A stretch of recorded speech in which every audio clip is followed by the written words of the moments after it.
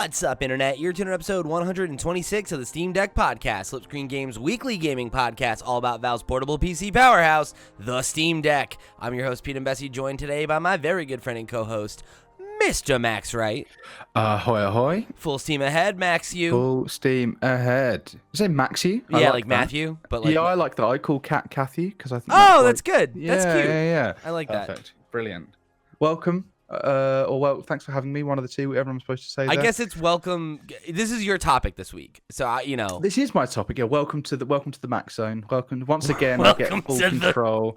Welcome to the No Max Zone. You're not trapped in this podcast with me. No, hang on. I'm not trapped in this podcast with you. You're trapped in this podcast with me.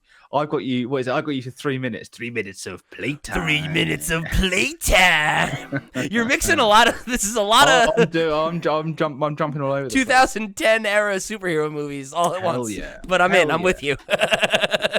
So the reason the topic is a me topic. One, absolutely no news going on at the moment with the Steam Deck or anything like that. Apart from one video which sort of inspired this, and also just the general for the last few months, there's been a malaise amongst PC enthusiasts. And I've been wanting to shoehorn this onto the show for a little while, and I spoke about this with Steve recently. Basically, the PC market right now is in an absolute mess. Like for buying parts, buying hardware, building PCs, and the question I want to ask is, because of this, because it's hard to get parts, and all the other things which I'll get into shortly, I want to know if you, Pete, and me, Max, anyone else listening agrees that maybe instead of building a new PC or upgrading what you currently have or something like that, if you don't already have one, is it worth you instead opting for a handheld PC than trying to mess with whatever the hell's going on in PCs right now? Are you aware of any of the crap that's going on with PCs at the moment, Pete? Do you want me to break it down for you? I would definitely love for you to break it down for me, because I think the context I have for it is probably not the whole story. I know that the latest series of like graphics cards from NVIDIA, the 50 series? 50 series, yeah. Yeah, I heard about the drama with those, about how they're having a lot of defect problems. Oh, yeah. And that they're like extremely expensive, but they're not as performant as they should be for the cost, and they're not as stable as the 40 series. So I've seen a lot of folks talking about that. It's been pretty bad across the board for the whole 50 series. They released them in chunks. They started at the 5090, their like flagship card, and that actually seemed to be like what people were expecting from that card until it came to availability and price. You just couldn't get that card. It was gone within seconds. You still can't really get them.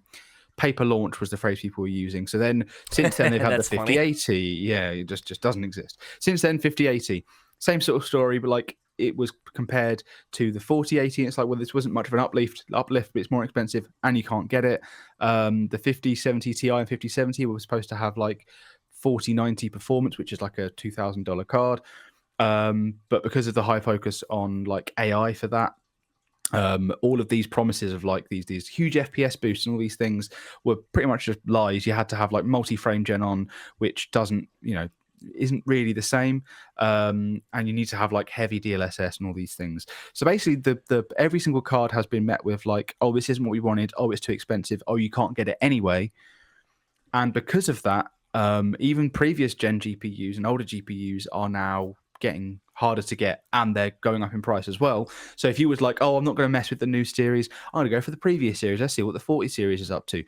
Well, now a 4090 is worth more now in the used market than it was at launch to buy it new, because people are like, oh, well, you can't get 5090s. People are going to want my card. It's more valuable. Man, I feel like I really lucked out building my computer when I did. You did? Yeah. You really did. I literally bought a 40 series right after the price dropped, like when the 50 got announced, but before all this happened. So it's like, I feel like I was right in that sweet spot. Yeah, you had great timing. It was September time, so that was good timing. Yeah, like we knew it was coming, but people were excited about it, so they weren't really holding on to their current stuff. They were like, oh, if I sell this, I can get the new stuff, and it hasn't really worked out. And that's not even to mention things like the melting 4090s, where the oh my god, I forgot about that 12V6 whatever, I can't remember what it is now, but that connector they've gone for, which is like the ATX 3.1 standard they've adopted. they're trying to put too much power for them. They're melting the cables, they're melting the GPUs. They are missing ROPs, which I don't really know what a ROP is. I just know that it's like something that processes graphics, like raster processing or whatever. Just missing some of those straight up. There was a controversy where PhysX, which was the big mid noughties, Batman Arkham Asylum was better with PhysX because the cape moves and all that stuff. They've discontinued the original version of PhysX, so now if you run like Borderlands or Batman Arkham Asylum or whatever, it performs worse on the brand new $2,000 card than it does on the sort of like previous gen series cards. So frustrating. It's a whole mess. And AMD was supposed to come in and save everyone with their sort of like mid-range King 9070 and 9070 XT series. I personally was very excited about this, but then right up until launch, people were excited about it. The benchmarks were coming in. That was great. Everyone was really excited about the price. It was supposed to be around $600 compared to the $1,000 you were looking at like for a similar card from Nvidia.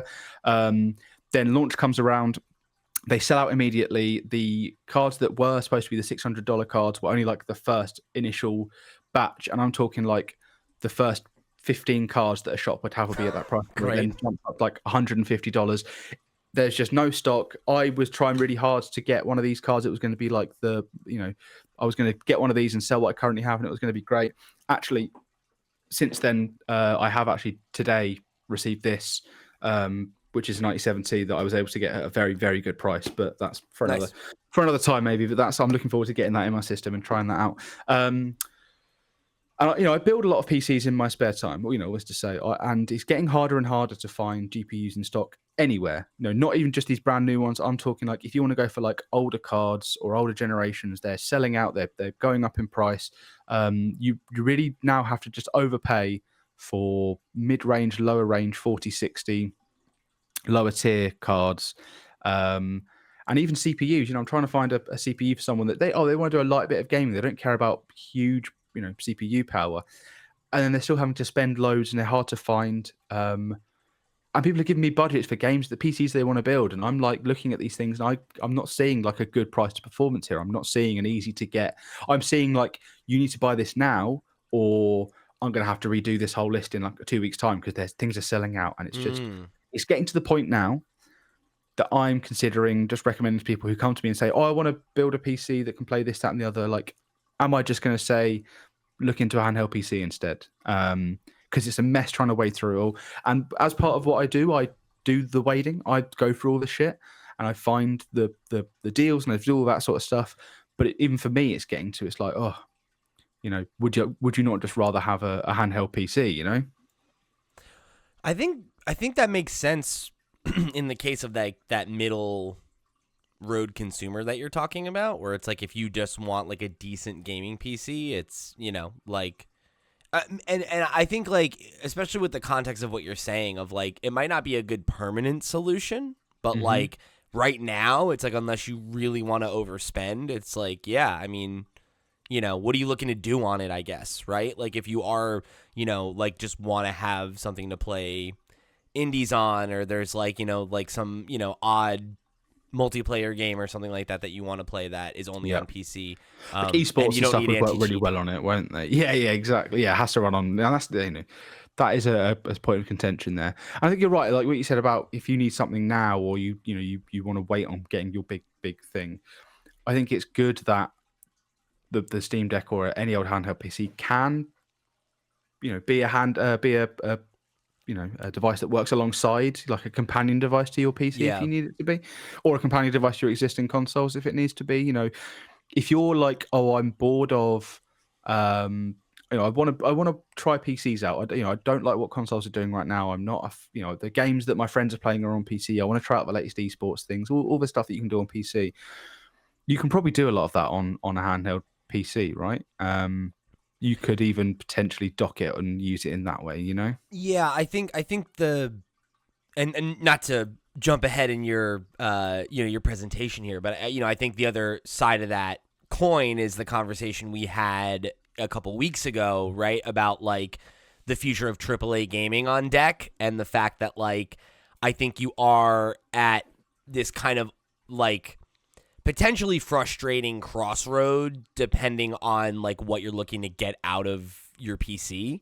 You know, like that episode was 122. If you want to go check it out, it was 2 or 3 or 4 episodes ago, and 122, the future of AAA gaming on Steam Deck. And you know, I think you mentioned in passing at the beginning of the episode that there was the Digital Foundry piece on AAA gaming this week that kind of reinforced some of the things that we were talking about, you know, a couple They of weeks copied our ago. episode is what happened. Yeah. You know, I respect Digital Foundry enough that I would never, like, you know, come at them for that. But, yeah, I mean, I think that's what happened.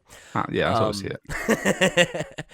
And, you know, I think the you know, kind of like thesis statement of both that video and our episode is that, like, when it comes to AAA games on Steam Deck, like, it's very, very case by case, right? Like, you really need to, like, pick and choose which AAA games you're willing to play on a handheld PC because they just come with a ton of caveats and compromises. Yes, and we've seen this week. Sorry, just to put a point on this thought. On. I think that most people that are looking to build a PC are looking to move away from compromises and half measures, right? Like they want the most performant version of the game or a more performant version than what they're getting on their console or their, you know, handheld or whatever. Yep, I am. We've seen this week that was it last week? Whenever Assassin's Creed Shadows came out, that game does perform fairly well on the Steam Deck. You can get it running at 30 FPS, sort of lower settings, and that does work. But that's like a huge contrast to like Monster Hunter World, which came out like a month ago, right, which is just not even worth. It's barely worth playing on like a beefy computer, you know, in that respect. Again, it's compromises. It's all like, okay, I need to play on low settings, you know, really high balanced FSR, all that sort of stuff that you don't really want to deal with. Right. Like I had that experience when I was playing like Baldur's Gate 3, right? Where it's like it runs, but it's like shadows are turned off and everything's turned down the low and the draw distance is really low. And when you get to the third act, it doesn't really work. And, you know, it's like, like you can play it that way. And I think for a game that maybe you're playing for the second time, or if you're somebody that really doesn't care about that sort of stuff, then it's like whatever, right? But like, again, if you're talking about, you know, if I'm playing devil's advocate as this as an alternative to a standard desktop computer, I think that is probably inarguably the biggest advantage of PC gaming aside from, you know, the Steam ecosystem, right? Is performance, is being you know, the de facto place to play the best version of the game. And I do think that somebody that's looking for that and then maybe considering like a Steam Deck or another handheld PC as an alternative, you're going to be disappointed in that regard, right? Yes, I agree. I do think that the response to the Digital Foundry video was interesting because I remember, you know, we've had Steam Decks since year one. You've had it since day one. You know, oh wow, I can play these AAA games on the go. When I first got the Steam Deck, I was playing like Sekiro. I was playing Resident Evil Village. You know, these sort of bigger games that I was. Elden Ring's I think the one that I always point to of like that was playable like day and date. It was the biggest game of the year. It was game of the year winner, right? Like it was the fucking game, and you could play it on Steam Deck, and it was awesome. You know, and that is. You know, that was it. You know, I was one of the people who was like, oh, I don't need to play my PS5 so much anymore because I have the Steam Deck that does. You know, it's the Switch for bigger games. You know, whereas I think this video came out and the overwhelming response, and I don't know, it's just because the internet is anti everything. They have to be contrarian. Right. Time someone says anything, we're like, well, no, I disagree with that because you said that. But it seems to me that the response was more like, if you've bought your Steam Deck to play AAA games, you shouldn't have bought a Steam Deck. Why did you buy a Steam Deck if you were expecting that to play these games? You know, last year, Dragon's Dogma 2, Black Myth Wukong, Hellblade 2, Space Marine 2, Indiana Jones, all these games that like big AAA games that weren't playable on deck. And I remember seeing people saying, oh, hey, how's this game going to work on deck? I'm really excited to play Black Myth Wukong. How's it going to play on deck? And the response to a lot of those people were, why would you even bother? Why are you bothering to, like, fair enough, it won't, but the response isn't just, oh, it's a shame this isn't working. The response was, you are at fault for wanting to play these games on a deck. Like, why have would you bought a even deck for expect these that games? it could? Exactly. When I've just unplugged my headset, sorry. When the year, hang on. I like the attempt. I like the attempt. You're like, I can talk through this, and then you're like, I have to go under the desk. It can't be done. I'd have to throw my voice. The fact that I've lost my train of thought again. The fact that just a year before or 2 years before, the idea of playing a AAA game on your Steam Deck was like feasible. You just had to play with some stuff, you know? Right? It just seems like there's been a huge shift, and I don't know if that's just because there have been so many new Steam Deck owners that have only had Steam Decks since that's been the case, that they're like, well, obviously that's not going to work, or if we're just, I don't know, we're just so used to games coming out being poorly optimized, running in Unreal Engine 5 with like no real attention paid to the scalability of them, constant stuttering issues, forced ray tracing, all these things that are happening in games right now that aren't thinking about the lower end machine. Yeah. If that's just something that people have been conditioned to expect now, so they don't even go to bother trying, you know? I think it's probably a little of both, because I think that if you are a newer adopter, like any of the AAA games that really work on it are older. So you haven't had the experience of a new game coming out and being like, I played it day and date on Steam Deck. And I think even for us early adopters, right, like those examples are few and far between. And like the examples that you pulled and that I thought of are all now like 2 or more years removed, right? Like it's like, you know, when did Elden Ring come out? Was it 2 years ago? 23. Yeah. So it's like, you know, like if we operate under the assumption that the Steam Deck is a console with a life cycle, right? And it has like a 5 to 7 year life cycle. It's like, well, we're getting near, you know, we're closer to the end than the beginning now, right? Yeah. And if that, you know, if that's the case, then it's like, I think it has a little bit of that energy, right? Where it's like, it almost reminds me of like what happened with like Nintendo Switch, right? Where it's like at launch, it's like there are some third-party games and some new games are going to come to it, and they'll be slightly lesser versions, but you're playing them here because you want to play them in handheld and you want to have the form factor, right? And like you're willing to make that compromise because the form factor is cool, or because you have shiny new toy syndrome and you just want to play things on your Steam Deck, right?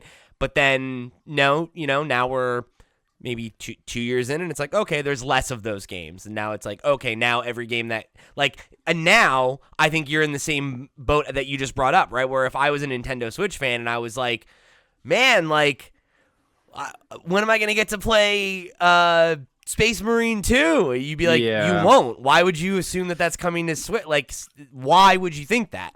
And I think we've crossed that threshold because now, to your point, you've been conditioned that, like, how many AAA games came out that you wanted to play on Steam Deck that didn't run there before you're like, because, like, I hit that point, right? Like, I think the last, like, big AAA game that came out that I was like, oh, could I maybe play this on Steam Deck instead was Starfield. Right? And it was like, no, not really. It's like you could, but caveats. And eventually it got a patch and it works better now than it used to and blah, blah, blah. But like, it's all of that. It's that whole song and dance of like, this game is out. I have to go find the Digital Foundry video. I have to go find, you know, Steam Deck HQ or somebody who's done a breakdown and says it works. Here are the settings, but it's not that good. You know, a lot of play-in. And it's like, those are the things that I think, have like gotten people to a point where it's like, why bother, right? Like, why go through the extra steps to play a worse version of the game on the device when I could just play it on my PC or wherever else I play AAA, you know? Do you remember when the Switch was first revealed and one of the big things was like Skyrim on the go? Yeah. And I think it's a shame that right now there is a good chance that like Elden Ring 6 on the go is not going to be possible, even though like you said about Starfield, the idea of like, oh, that game on the go is great. I played Space Marine 1. I finished it for the first time. I played half of it on PC back in the day. I finished it for the first time on deck. Dragon's Dogma, the original Dragon's Dogma, I played through a lot of that on deck. So last year when both of those sequels are coming out, and I was like, hell yeah, it's the early 2010s again. We're having fun. Games are fun again. And then neither of them were going to really work on deck. I was like, oh, this is a shame. I was just lucky that I had another option, you know? Right.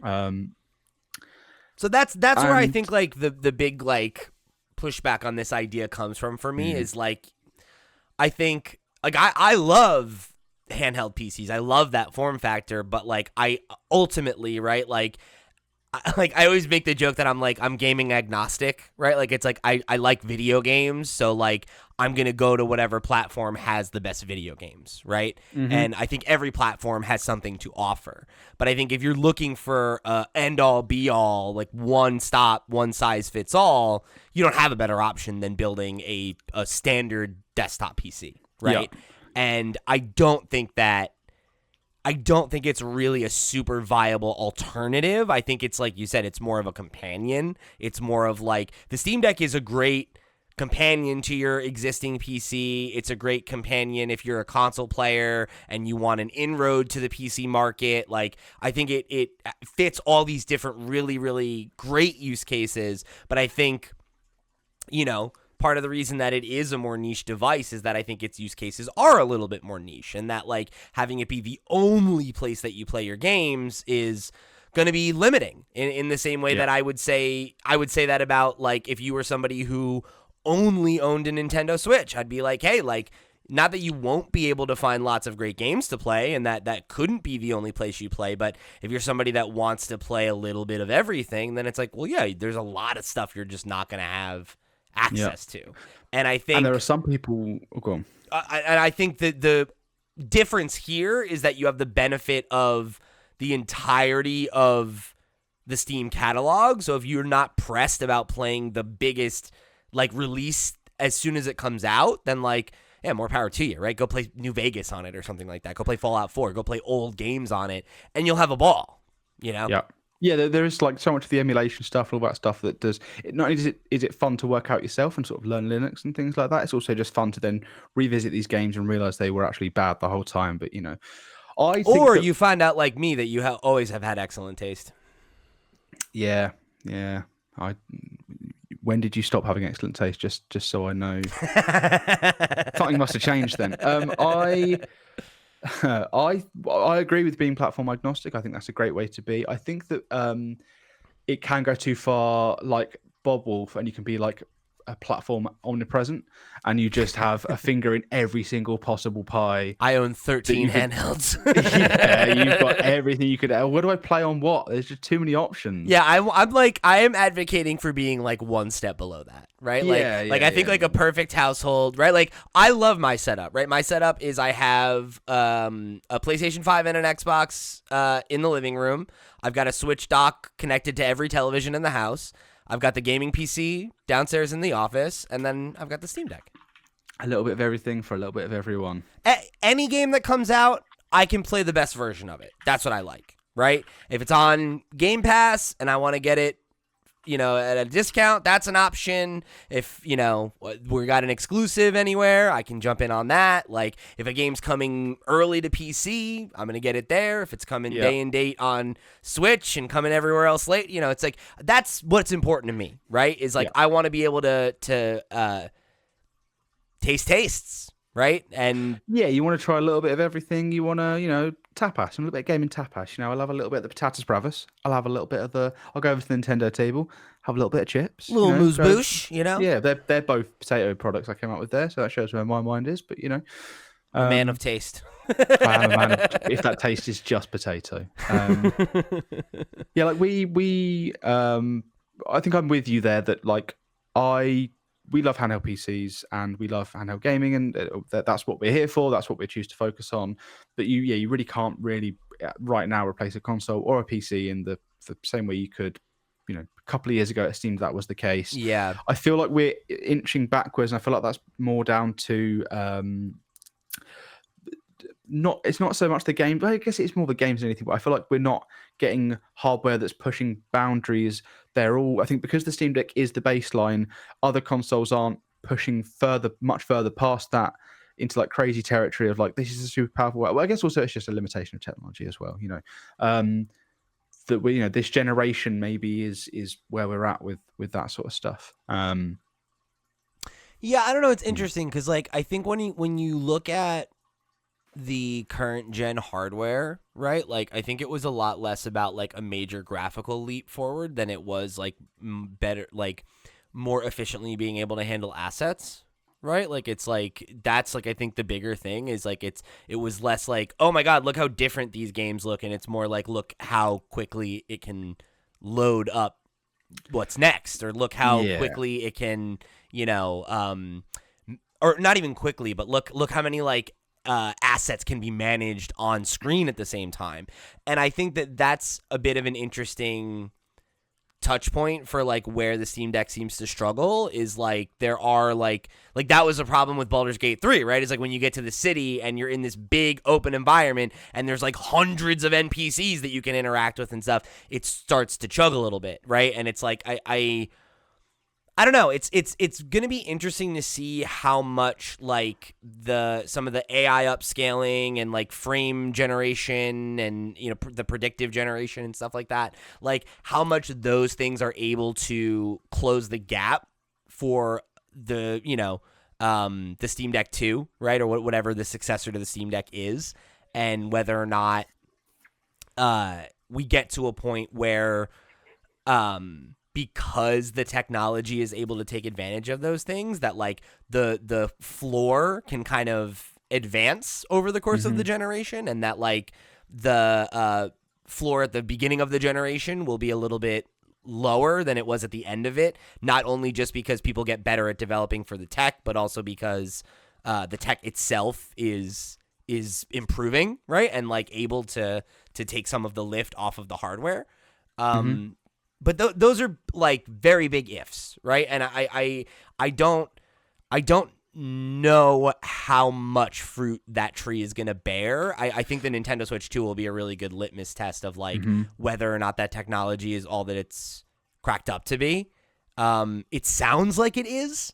Like I remember we did that episode where we talked about like the FSR frame generation in like Spider-Man, and it was like increasing the FPS to like fucking like 80 FPS or something like that on Steam Deck. So it's like you can see how that could get us to a place where like in a couple years the disparity between the Steam Deck and the rest of the consoles or PC benchmarks that kind of exist as the then current baseline, and maybe that'll be the thing that we just need to wait for, right? Is like an iteration that is kind of built to scale with what's next, rather than the current deck, which was built with, a benchmark from 3 years ago in mind. Yeah, I am like also as the install base grows for the Steam Deck and just these handheld PCs in general, we might see more focus on like, we need to be making this for the mobile Ryzens, the APUs and things like that. We need to be focusing on, same way with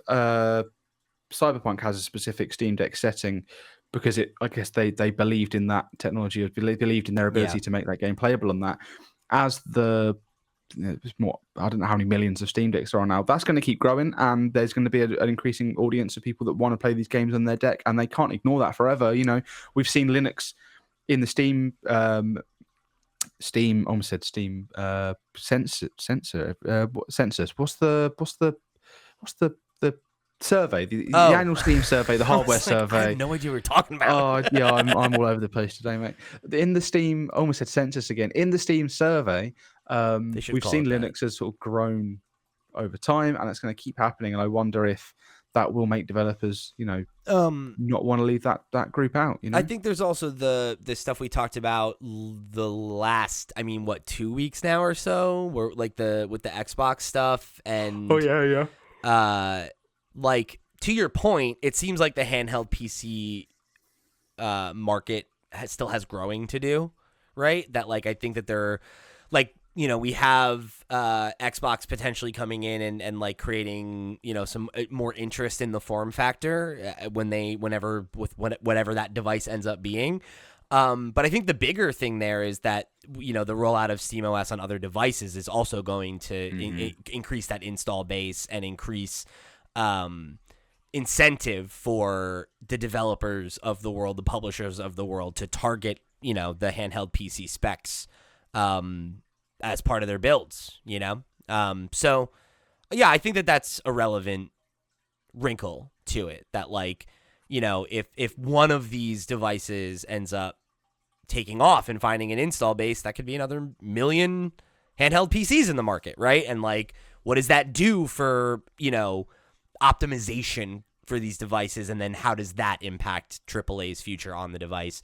All questions worth considering, but I do think that there's something to the idea that I think that like the hardware is just not there to keep up with what current gen video games are trying to achieve. Yeah, I agree with that. And everyone that I've ever introduced to a handheld PC has fallen in love with it, and I think they've also understood that it either complements what they already do, or they know that they get the idea. They get that they can't play everything. They immediately understand the limitations. Yeah. And I guess that just comes down to doing research before you buy it. If you buy it with the idea in your head that you can play everything, then you'll be disappointed. But if you buy it with the idea that you can play some things or older games or lower settings and things like that, you will have a good time. And I guess the whole to answer the whole question here of should you buy a handheld PC instead of a desktop, it's sort of like hard to say because you don't know. We don't know your gaming taste, the amount of time or money you have to dedicate to it. There's no definitive answer and things like that. But if you don't want to mess around with what's currently going on in PCs, I would, and let's say you've come to this video because the headline says, should you build a PC in 2025 or whatever this is going to say, I don't know. If you found your way to this and you found it interesting enough to listen to all the way through, I would say try a handheld PC, but just give it, its time. I think the thing with it is, for me, is like, I don't think it's ever a bad idea to buy one is my thing. I'm with you, right? Like I've introduced many people to the Steam Deck. I've only had 2 introductions that were not successful. And one of them I still count because the first person who got it and didn't end up using it gave it to another friend who was living with them, and they started using it every day. So, we still got one. We still got one. Yeah, sold. that's by proxy. I count that as well. I think that counts. Yeah. So like with that in mind, right? Like I think your ability to find a use case for it comes down to like your own interest in screwing around with it. But I think that there's pretty infinite number of things that you can do with it that will make that a worthwhile purchase. And if you buy it and you don't end up liking it, the aftermarket on them is pretty good. So it's like, it's not a bad time to roll the dice. I'll tell you what, I do want to pull a question in from the Steam docket. We got this one a couple weeks ago now, and I think it's actually like right in line with the conversation we're having. So this question came from Armo, who wrote in over on the Discord and said, how do I find a use for my Steam Deck? Like, it's amazing to use on the train and etc., but the times when I'm not traveling, I'm struggling to find a use for it. I think whenever someone says to me like, oh, is it just Steam games or do I just play Steam games on it? I always say, you don't know how much you love emulation until you try emulation. You don't know until you do it on the right machine too. Yes. Because emulating on the wrong machine is not, it doesn't hit right. Yeah. Sitting on a laptop playing a PS2 game isn't the same as really like having that in front of you, and it looks better than you. It looks like you remember it looking as a kid on a screen that was like at the same distance. It just there's something warm about it, and the fact that it's easy. Emulation has always been there. I've got friends who are into PCs who are still like, oh, I don't know how to emulate, and I'm like, oh, EmuDeck just does it. So that you just run EmuDeck, and that's it. That's my advice. Run EmuDeck. And again, right? Like if you're rocking the OLED model, is there any other place you can have like a really solid plug and play emulator that uses an OLED screen? Like not. They exist, but there's not that many options.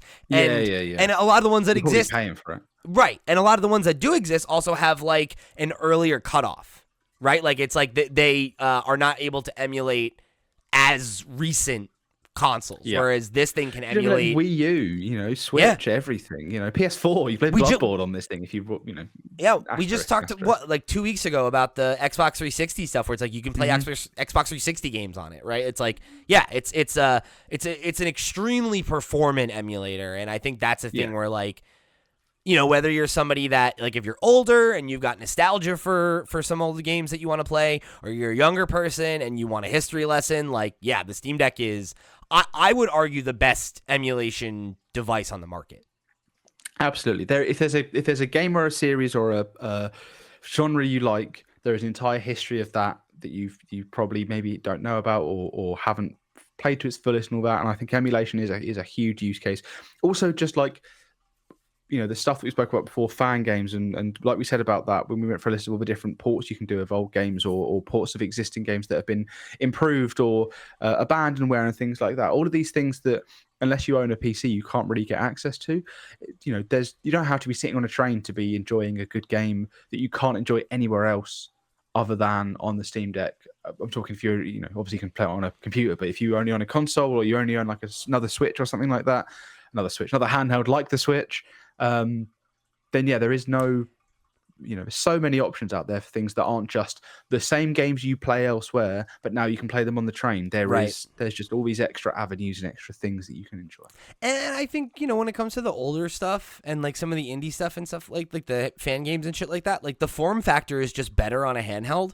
Like I really I got really into like Pokemon ROM hacks over the last couple of years on Steam Deck, and it's like they're just really at home on like a smaller screen like that, like I don't want to play something like that like blown up on a like you said, on a laptop screen or on my desktop monitor or something. It's not it doesn't feel right, like I want the intimacy of like playing it on a handheld on a small screen on my couch, while I've got reruns of It's Always Sunny in Philadelphia on in the background or something like that, right? That's the other thing, right? Is like TV games, my man. Yeah, it's like, and again, maybe not everybody has this experience, but I know it's something that like the three of us have talked about a lot, where it's, I think if you're somebody who, is like a taste seeker like us, right? And is like, I like all kinds of video games, and, I'm not always in the mood for, I just did a daily checkpoint, which is our exclusive daily Patreon conversation. If you want to go check that out,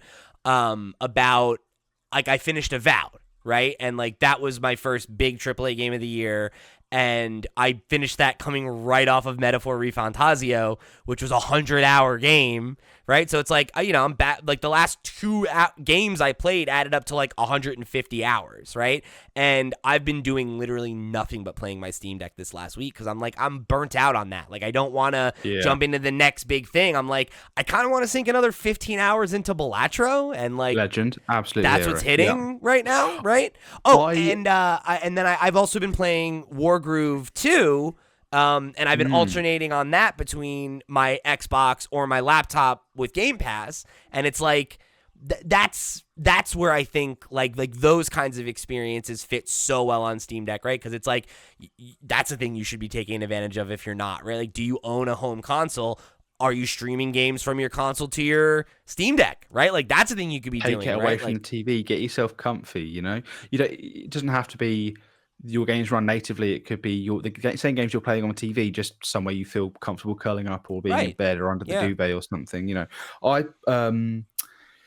recently finished. So I went from sort of Returnal straight into Monster Hunter Wilds, straight into Final Fantasy 16, and recently, because I've just done like, big game, I've recently been like, it'd be really nice is if I could just like pick up the Steam Deck, dive into like a GBA emulator, just play some Metroid games, just get back into that sort of stuff, just like stuff I can finish in a couple of hours and then go back to the bigger stuff. And I don't have to be sat here or sat in front of the TV. I can just be in bed, or I can be sat at my desk at work. Don't tell anyone. I've been playing Pokemon Emerald Legacy Edition too, which has been really fun. Yeah, it's just I love that about it. I think that's the thing about the Steam Deck I love the most is like what a Swiss Army knife it is. Like it's like for every game that isn't more at home somewhere else, it's right at home on Steam Deck. And it's like there's so many games that exist in that middle ground for me, right? Like every indie game now, I'm playing it on Steam Deck. Any retro game I'm playing on Steam Deck. Yeah, it's I get a lot of mileage out of it that way.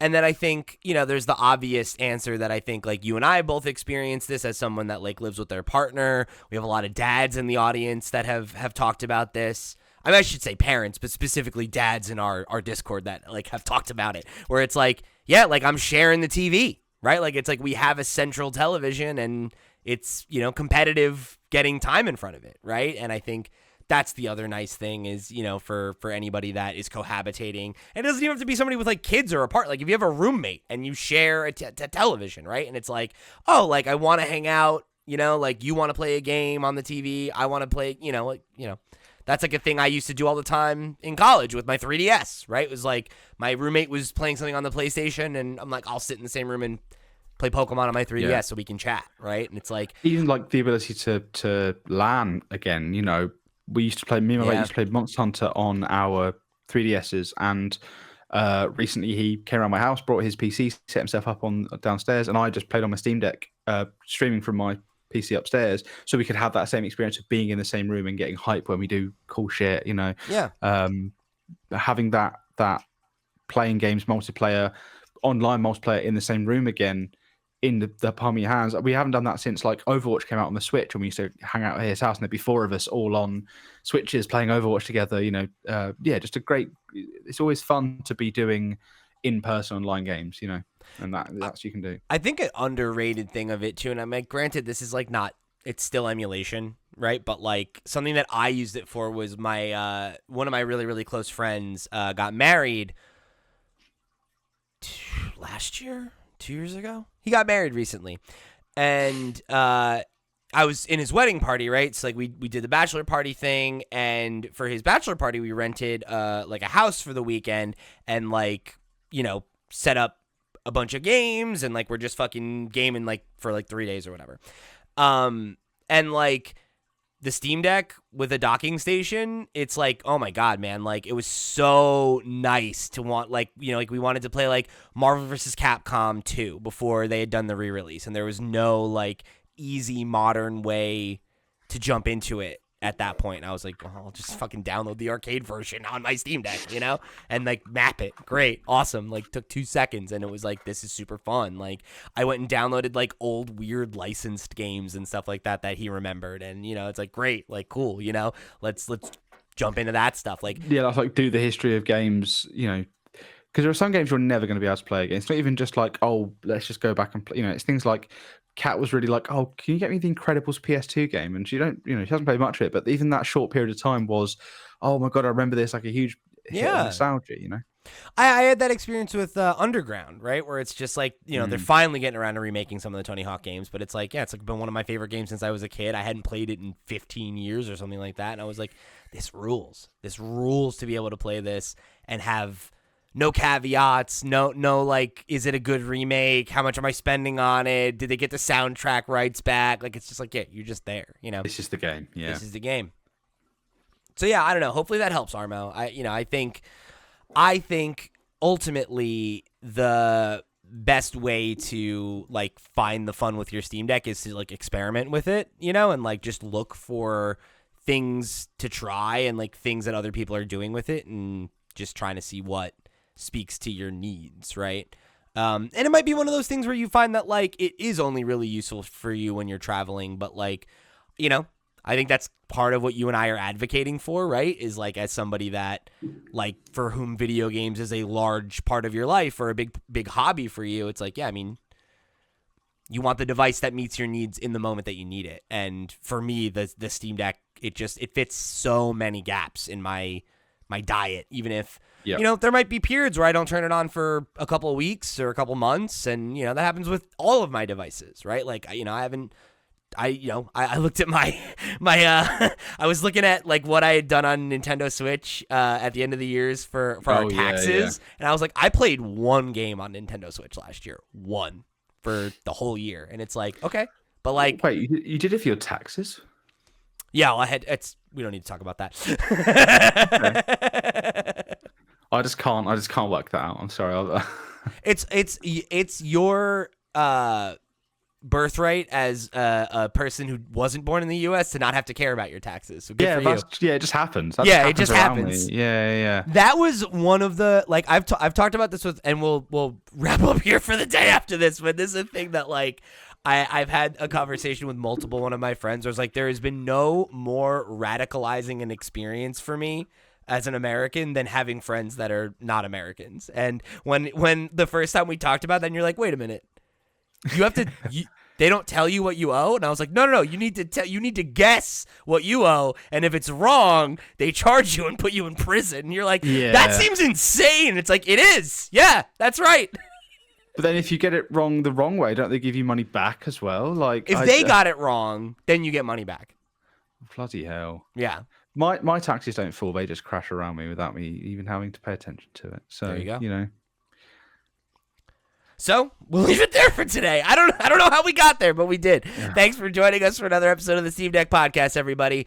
If you want to let us know what you thought about today's topic, do you feel dissuaded from upgrading your PC in 2025? Were you thinking about maybe buying a new graphics card and got scared off by the sticker shock or some of these performance issues? And are you in a like waiting pattern now, or are you like willing to shell out that extra buck because you need to replace your PC? I'm interested if any of you have been affected by it, because I feel like you and I so lucky that we both just updated our rigs within the last 6 months. Yeah.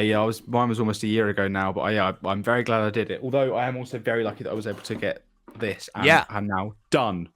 He says for sure. Done until finished. 3 months from now when you buy another part. What's that? Sorry, how long? I said except for 3 months from now when you buy another 3 part. months. All right, let's see how we go. See how we go for 3 months.